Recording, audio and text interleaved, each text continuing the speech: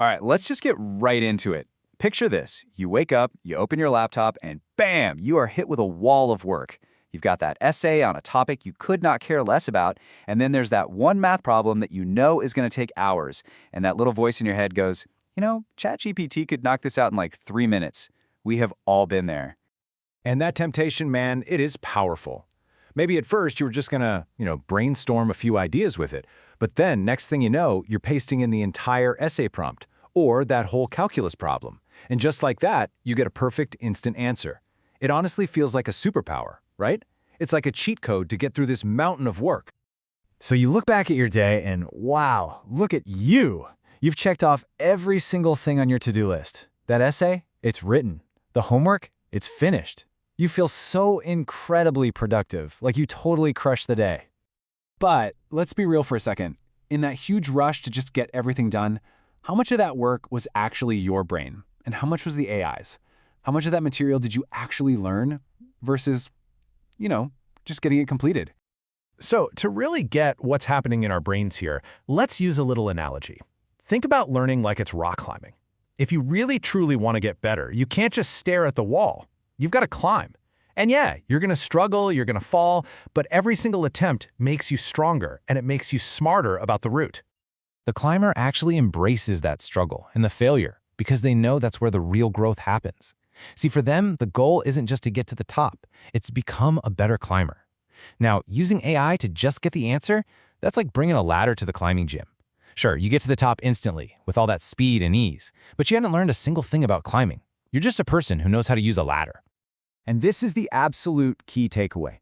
Just reaching the destination, just getting that A on the homework, it doesn't mean you've learned the skill. Without the effort, without the climb, there is no growth. Period. Okay, so let's switch gears a bit and talk about the science here. What is actually going on inside your head when you choose to do the climb instead of just taking the ladder? Here's a fundamental truth that I think we all kind of forget sometimes. Learning is supposed to feel difficult. That feeling of frustration when you're wrestling with a new idea, that's not a sign that you're failing. It is the sign that your brain is working, that it's building, that it's literally changing. It's a feature, not a bug. Every single time you fall off the wall and you try again, your brain is physically changing. It's forging brand new neural connections and it's strengthening the ones you already have. You are literally building up your mental muscles. And that makes you better equipped to solve not just this problem, but the next one and the one after that. Now look, this isn't just some nice metaphor. We've got real data to back this all up. Researchers over at the University of Pennsylvania did this fascinating study on students who were using AI for their math homework. And at first glance, the results for the AI group looked amazing. The students who were using ChatGPT solved 48% more of their practice problems correctly. So on the surface, you'd think, wow, the AI is helping them perform way better. More productivity, right? But here's the kicker. When it came time for the actual test, where no AI was allowed, those same students scored a whopping 17% worse. Let that sink in. They got more practice problems right, but their final test scores were significantly lower. So, what on earth happened? Well, the answer is actually pretty simple. They use the AI as a crutch. They use it as that ladder to get the answer. They skipped the most important part of the whole learning process, that productive struggle. They weren't building those mental muscles, so when the ladder was taken away, they were just stuck at the bottom of the wall. So, scientists actually have a name for this whole phenomenon. And it's something that, let's be honest, we're all doing more and more, not just in school, but in pretty much every part of our lives. It's called cognitive offloading, and it's basically just the act of handing over thinking tasks to an external tool. It could be a calculator, your GPS, or now an AI. It lets us completely bypass that deep, reflective thinking that is so essential for real understanding. The education expert Peps McRae puts it perfectly. He says, whoever does the thinking gets the learning. It's really that simple. If you outsource the thinking to an AI, then the AI is the only one getting any smarter in the deal. And this has consequences that go way beyond your next exam.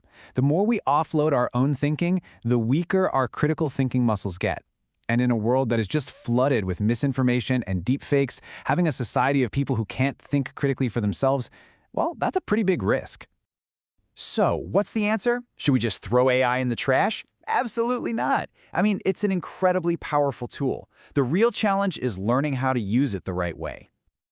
AI is not the villain in this story. The problem isn't the tool. It's all about how we use it. We've got to shift our mindset from using AI as a replacement for our brain and start using it as a smart assistant that helps our brain do its job even better. So how do you use the latter smartly? Well, first, you can use it to scout the route. Ask the AI to brainstorm some initial ideas just to get you started. Second, use it to plan your holds. Have it help you create a really structured outline for your essay or a study plan for your test. And third, use it to practice one tough move. If you're really stuck on a specific concept, ask the AI to explain it in 5 different ways until it finally clicks for you. In every single one of those cases, you're using the tool to support your climb, not to skip it. But after all that planning and all that scouting, you still have to do the work. You've got to be the one to put your hands on the holds, engage your muscles, and actually do the climbing yourself. That is the only way you're going to improve. So, the next time you're staring down that really difficult assignment, I want you to remember the climber. Remember that the struggle is where the real learning happens. And the choice is yours. Are you going to build your mental muscles and climb the wall? Or are you just going to take the easy way to the top?